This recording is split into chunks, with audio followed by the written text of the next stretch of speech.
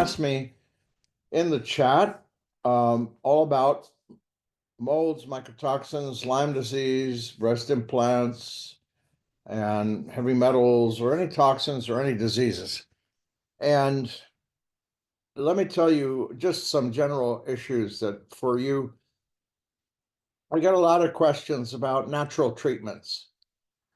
Well, if natural treatments worked, I wouldn't be seeing any patients. And for the last 30 plus years, I've seen patients and they never come to me for the first time. They've already done everything else, all kinds of natural treatments, non-natural, everything else, and then they come to me. Okay. The second point, I'm not an expert in inspection and remediation of homes. I'm an expert in the human body, and I'm a clinical immunologist and a toxicologist. I'm not an inspector, and I'm not a remediator mold person. Third point is don't assume that all the supplements you are taking are real. Let me explain to you why, and you'll see this later on. There's a lot of studies show that supplements that you buy on the internet, etc., don't have anything in the bottle of what it says on the label. Now, the supplements I recommend to my patients come from detoxpure.com. That's it. And because of all the people out there who are sold on binders because of Dr. Google, if anyone knows of a published study in a legitimate journal on binders in humans, please send it to me because there's only two, and I'm going to show them to you, and they say binders don't work.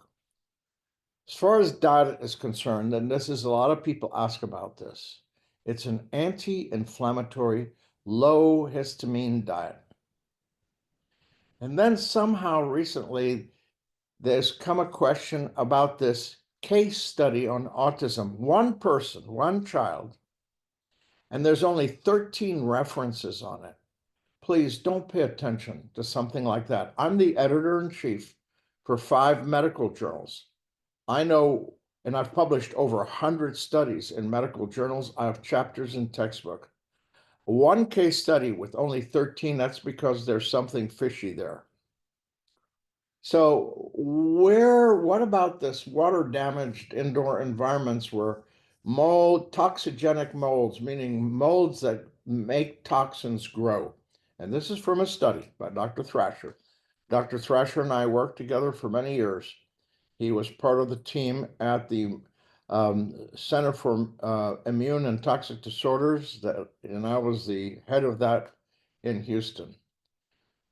Damp or wet building materials occur from a variety of construction defects, roof leaks, HVAC condensation, water intrusion from floods, hurricanes, leaking appliances and plumbing, poorly designed foundations. For example, very common in the northern half of the United States, basements, basement walls that allow water seepage from wet soil, slope of the building, from the lot of that building leading to water accumulation under the concrete slab. So I want you to notice something about this. This was from the same study, and it summarizes the concentration of mycotoxins in parts per billion detected in heating and ventilation ducts, dust from the refrigerator compressor, and one home with a dirty filter in the intake for the heating, ventilation, air conditioning duct. If you notice, a lot of them are the last column, trichothecenes, and then ochratoxin A. Now notice aflatoxin, 0, none in aflatoxin. So folks, get this. Aflatoxin doesn't grow in indoor air. They're an outside thing. They grow on certain plants, etc. Don't pay attention to aflatoxin. I can tell you this for having this I've treated almost 18,000 patients successfully for molds and mycotoxins. Don't do that. This is another question I get, Ermi. Please look at the date in the lower right-hand corner, August 2013. In other words, a long time ago, almost 12 years ago. Don't use the Ermi test. Here's what it looks like behind the fridge, behind the stove. And just in case you see people who live in those homes, they think that on the left side, she has SIBO. She does. But they treated her with the usual SIBO stuff. But if you're exposed to molds and mycotoxins, it's not, you won't get better unless you treat the molds and the toxins they make. So you see, in 3 months, she went from SIBO to NOBO. What is the best test to see if anyone has been affected by molds? None, because there's a big difference between testing for molds and mycotoxins. Molds make toxins. What happens with molds is they make spores, and the spores carry the toxins. And then people do nasal swabs for this fiction test called Marcons. It's pure fiction, folks. Marcons does not exist in medicine. And it doesn't help because mold spores are in the sinus cavities, not in the nasal passages where you pick your nose. IgE antibodies to molds, not mycotoxins, molds, only tell you if you have allergies to them. An IgG antibody to molds, not mycotoxins, just show that sometime in the past, 10, 20, 30 years ago, you were affected by it. Conclusion: there are no good tests for current mold in patients, only mycotoxins, okay? And what is the most accurate and precise test for mycotoxins? It's from MyMycoLab, where you get 14 different mycotoxins, IgG, toxic reaction, and 14 for IgE, mast cell activation, for 28 test results. And what did this study, published in October 2022, say about testing blood serum for mycotoxins? It says it comes with significant accuracy, precision, and specificity. And what else does it say when looking at the urine test? The same study says it's so variable in urine that you have to do several samplings at different points during the day. And then it's very challenging because various factors, such as what is your gender, woman, male, female, age, diet, muscle mass, can influence creatinine secretion, which the urine testing is based on. Use the correct antifungal. A lot of people write to me send me emails about diflucan and nystatin, etc. They only work in single cell molds, which are yeasts. What are yeasts? Baker's yeast, they make all the breads. Brewer's yeast for alcoholic beverages. Candida. Fluconazole works only for those. They don't work for Aspergillus, Penicillium, Stachybotrys, etc.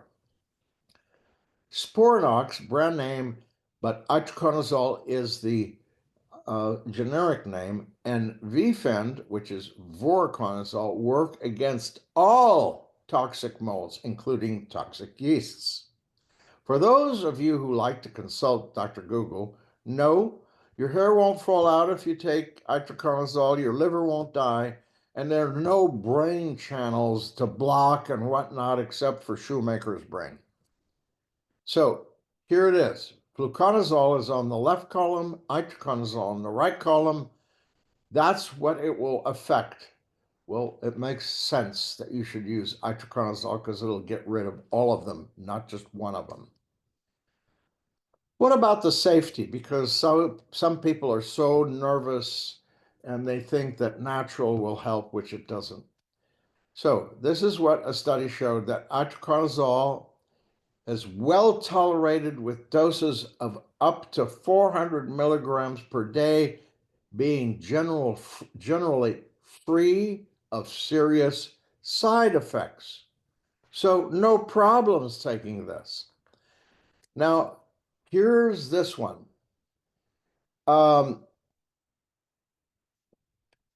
So safety of itraconazole, this is another study, is a common antifungal agent that was developed in the 1980s. Okay. And not only that, but it was been used with an established safety record. So let's look at this. Look at the skin on this gentleman's upper arm and his abdomen and chest. And look at his ring finger. You see that?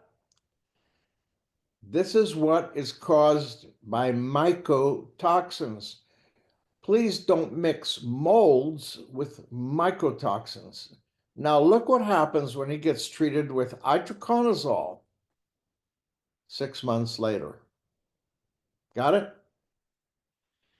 Now, did you know that itraconazole is now also being used to treat cancer? The left two pictures, the left upper and left lower picture, show a tumor growing on the forehead of a man.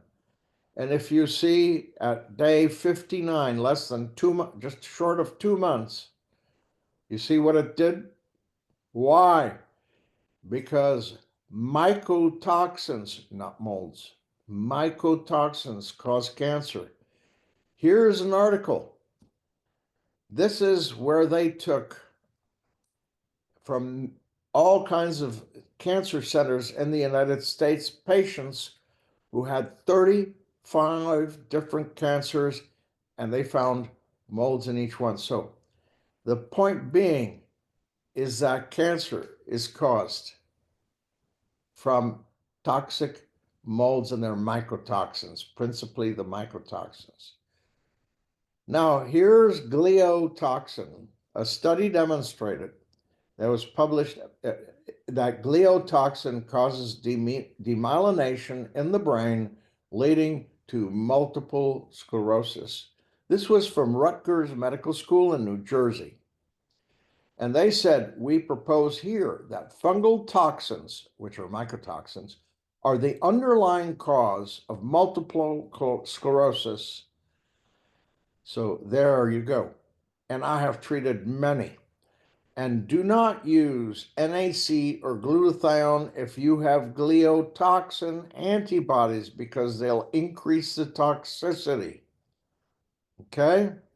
And as always, I always put the references at the bottom, because in medical school, I was taught, in God we trust, everybody else has to show data. I'm showing you the data. Fungi, in these 35 different cancers, that was 17,401 patients with tissue, blood, and serum. And this is esophageal cancer, pancreatic cancer, breast cancer, lung, melanoma, ovary, colon, brain, and bone. And what happened? They got better taking itraconazole. Here's an important part of the treatment. You have to take 8 specific nutraceutical supplements and vitamins at the right doses. Now, I tell my patients to go to detoxpure.com and get them from that place, because it's all in one place. You don't have to go all over the internet, and they put it together for me, and it's detoxpure.com. Look at this study. A recent study found that 11% of nearly 60 tested dietary supplements actually contain an accurate amount of the key ingredients listed on the label. 11%. 40% did not contain a detectable amount of the ingredients at all. So you see why it's important to know where your supplements, and I hear people, oh, I'm on a ton of supplements. Well, here it is, folks. Read this. Next, you have to be on an anti-inflammatory and low histamine nutritional diet. People say, oh, I also have heavy metals. Well, where do you get mercury from? Look at this. Swordfish, king mackerel, tuna. How many of you eat sushi? Think of that. Marlin, canned tuna, cod, American lobster. You see where I'm coming from? And what to avoid at all costs? Anything that contains artificial chemicals, such as artificial flavorings, colorings, preservatives, sweeteners, and soy in any form. Why? I mean, it's used throughout the Orient. Why? Because the most common forms we can purchase here in the United States contain glyphosate. That's Roundup, and it's carcinogenic. Don't eat canned foods. Don't microwave anything in a plastic container. What other foods to avoid? Well, here you go, folks.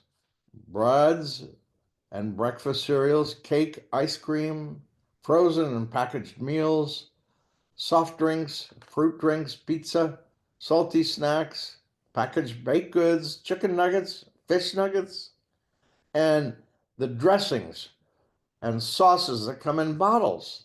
They all have artificial ingredients. Now, a lot of people go to Dr. Google and say, oh, look at this. We're getting these mycotoxins from food. So here's a study. Again, I'm based on medical evidence, not on anecdotes or some website that's trying to sell you anything. If you go to my website, there's nothing to sell. And this is a quote from this study, one has to admit that today, the risk of acute intoxications of humans is low, at least in developed countries where the amount of mycotoxins in food items is controlled by the authorities. Now, where do you have problems with foods? Certain parts of the sub-Saharan African, certain countries in the sub-Saharan Africa area, and certain parts of Western China, that rural Western China. Now, they do have problems because they don't have a lot of authority looking over their shoulder, and their storage for grains, etc., is not up to date. So here's another comment. The amounts of mycotoxin tested in foods have been shown in many studies to be below the tolerable daily intake set by the FDA, the European Food Safety Authority, and the UN Food and Agricultural Organization, World Health Organization Joint Expert Committee on Food Additives. And to top it off, here's a study. Look at the last three lines. An adult with a body weight of 170 pounds would have to eat 14 pounds of oatmeal that's contaminated and rancid, or 20 slices of rancid bread to have a problem with mycotoxins. Now, I'm going to bring you to the bunk part.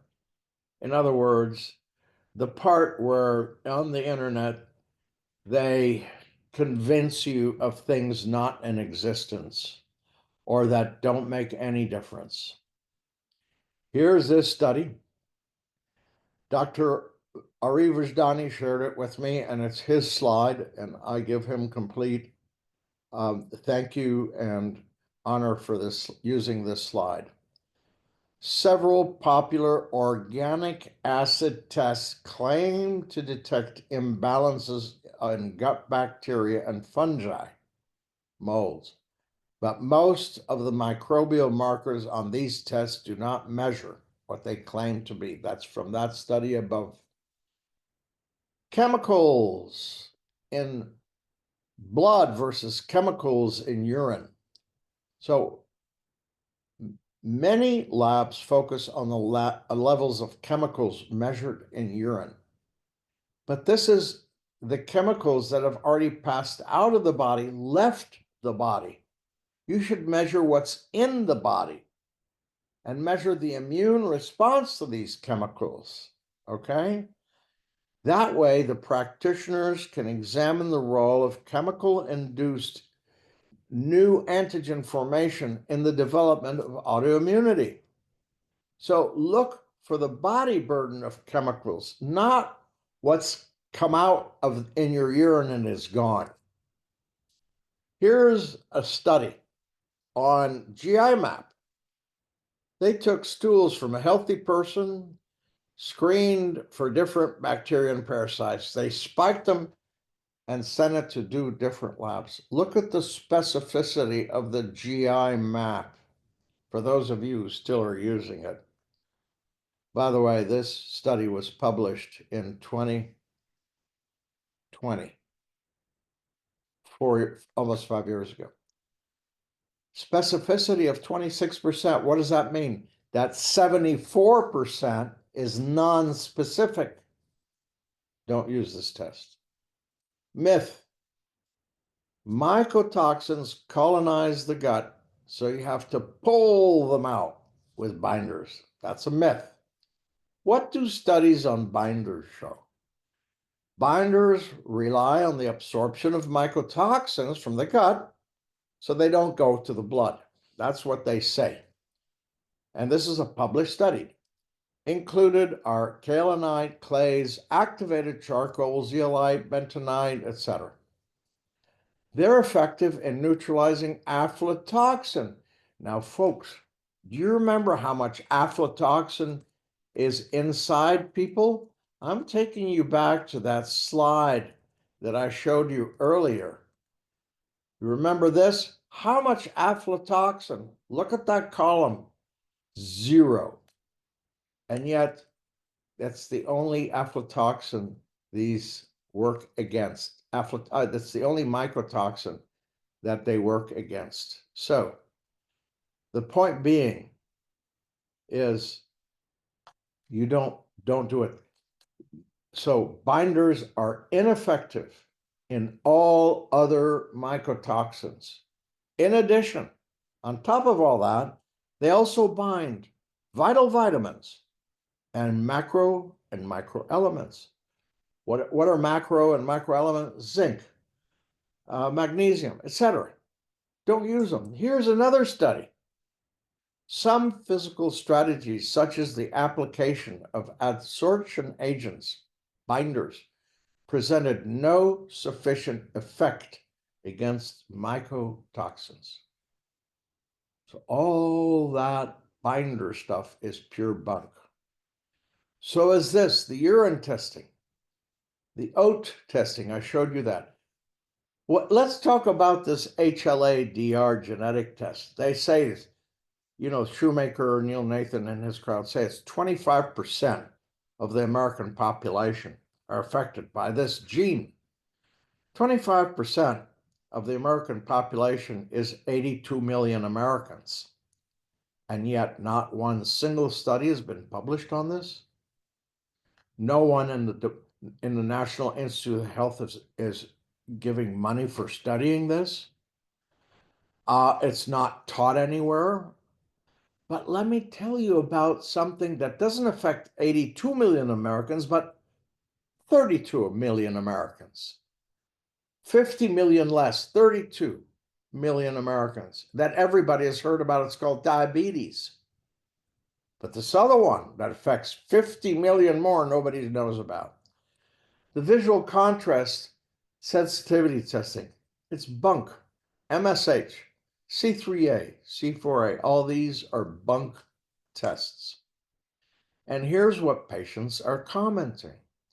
I have watched all your videos and I very much want to use your treatment paradigm. I was formerly seeing a functional medicine doctor who was trained by Neil Nathan, but have not made progress in 3 years.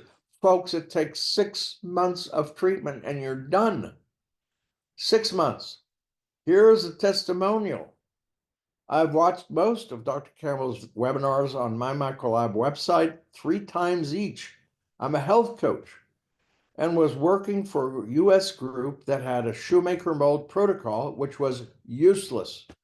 I stopped health coaching at that program and focused on mold remediation in people's homes, as I think so many of my sick clients had mold in their homes without realizing it. You're right. So MyMycoLab, go to their YouTube channel. I have 60 videos on all parts of molds and mycotoxins, including Lyme disease, autism, autoimmune disorders, multiple sclerosis, breast implant illness, Alzheimer's, Parkinson's, PANS, chronic fatigue syndrome, fibromyalgia, POTS, and many others. And folks, if you want anything, email me. That's my email, immunedoctor@gmail.com. And at the bottom is my website, andrewcampbellmd.com. This is if you want the questionnaire, if you want information on molds and mycotoxins with more than 160 references from published studies, not from the internet and not from anecdotes. If you want the study I published with Dr. Leonard Weinstock from Washington University in St. Louis, molds, mycotoxins, the brain, the gut, and misconceptions, you're welcome. I'll send it to you. Lyme disease and mycotoxicosis, how to tell the two. Why? Because this chronic Lyme is another bunk, okay? So feel free to email me. That's my email address, and at the bottom is my website. A week from today, actual test results and how to understand them. I'm going to show you 20 or 30 test results and how to interpret them. And these are from actual patients.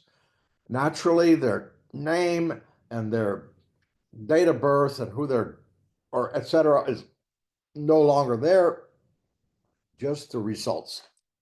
So feel free to please come to me and ask any questions. Now, it says in the chats here. Let me get these chats.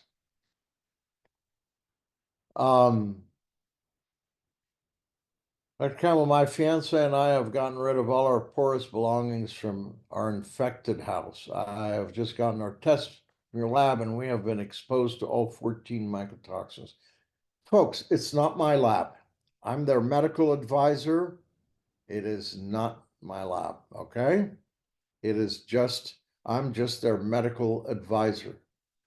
And I don't get paid by them because I teach at medical schools, and you cannot have any kind of a commercial money agreement with anything. Otherwise, they won't let you lecture. I was wondering if we should get rid of our appliances. Okay, those are questions. I'm not an expert in appliances and homes and things. Okay. My fiance is extremely sensitive, reacts to everything that has been our old house. What do you suggest? You get rid of anything he reacts to and start treatment. Do mycotoxin patients exhibit light brown spots of various sizes on skin? All kinds, because let me explain it to you this way. Mycotoxins are dermatotoxic. So, for example, eczema, psoriasis, etc. You saw the pictures. Those are from mycotoxins. Is chronic tinnitus one of the major symptoms of mycotoxicosis patients. Given mycotoxis patients move to a clean environment, proper clean diet, and the right supplements, does his or her brain's self-healing capacity rid itself of the mycotoxins over time? No. They need treatment, not just supplements. Toxins are molecules. Mercury on the periodic table of chemicals is Hg. It's just a molecule. It's if you were exposed to mercury and you choose to move from the United States to New Zealand, it's not going to go away from your body. Okay? So let's go back to the tinnitus. 30 years ago, in the 90s, we published, Dr. Rajdani, Dr. Anianwu, and I published a study on how mycotoxins cause acoustic neuromas. That's of the acoustic nerve, and that causes tinnitus. So yes. Another question. Hello, I'm your patient from Mexico, and I was wondering if you can share your presentation or if you can tell me where I can read about mycotoxins and cancer, especially your experience with treatment. Well, folks, that goes to my the slide that I showed you on cancer. So you go to MyMycoLab's YouTube channel and watch there. It's all there. Why can't I have any dairy without becoming extremely inflamed after being exposed to molds? Well, that's because mycotoxins, not molds, mycotoxins is basically causes leaky gut. So if you try the usual Dr. Google internet experts on leaky gut, and I don't know how they can call themselves experts, you're not going to get well. Okay? So you can't, dairy, gluten, all these, and please go to MyMycoLab's YouTube channel. I have a whole section on how to the gut and detoxing yourself. Here's one from Tracy, detoxbeer.com. I love this, how everything is there for easy access. The one I do not see is the nitric oxide and omega-3 plus. You don't need the nitric oxide unless you have neurodegenerative disorder. A neurodegenerative disorder is Alzheimer, it's Parkinson's disease, it's Lou Gehrig's disease, which is amyotrophic lateral sclerosis. Those are the reasons you would take that. So, and there's a lot of misinformation on the genetic tests. So,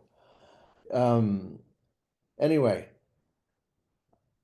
yes, you know what I'm going to say. So I'm traveling on the 22nd of January. Will you be able to access the webinar? Absolutely. They'll be available on MyMycoLab's YouTube channel. Everyone who wants to treat this charges me excessive fees. Yes, they do. God bless you for bringing this up. Say you're a plain, normal, average doctor. All you got to do is become a functional medicine doctor and you can charge 3 times more for the same thing. Is there a provider who can give treatment in Dallas-Fort Worth that isn't unaffordable? Go to collinshealth.com, KOLINS health.com. What does it feel like to detox from mycotoxins? Will symptoms worsen? No. Will they get better in the first? Let me explain to you what happens. 95% of the patients are fine. A few go through a brief 1-week-long Herxheimer. Then they start after 8 weeks to start feeling better. Okay? So no, it's not an instant gratification. Take it for 10 days and you're immediately feeling better. Second, will it make menstrual cycles feel like hormones are all over the place for a while? No. It stabilizes everything at 8 to 10 weeks. This is all in those many 60 webinars. And there are those that I've done on hormones, because mycotoxins affect your thyroid hormone in men, and they affect testosterone. In women, they affect estrogen and progesterone, and they're well known to cause Hashimoto's thyroiditis. Does catching a virus, then getting a bacterial or sinus infection, temporarily make mycotoxin symptoms worse while treating with Sporanox? No. How long are patients on itraconazole before they start feeling results, and how long they need to stay? It's not only Sporanox. As I mentioned, it's 4 parts. 1 is the first rule of toxicology: get the patient away from the toxin, or the toxin away from the patient. So you got to have a mold-free environment. Second is itraconazole. Third is the 8 specific nutraceutical supplements at those specific doses. And 4 is the diet that has to be an anti-inflammatory, low histamine diet. And then, after about 8 weeks, you start feeling better. If tinnitus and liver enzymes slightly increase 1 month after treatment, should you still? Yes. Why should you stop? All right. Any other questions? Please, folks, go to MyMycoLab's YouTube channel. You can find an answer to every single one of your questions there. So, having said that, next week, as you know, I'm going to give a webinar, and then when I give you can again ask me questions at that webinar. So, having said that, folks, I hope, how long do you need? The entire treatment is 6 months. Remember how I said that poor guy was on 3 years on Neil Nathan's protocol and was still feeling bad? This is 6 months only. Okay?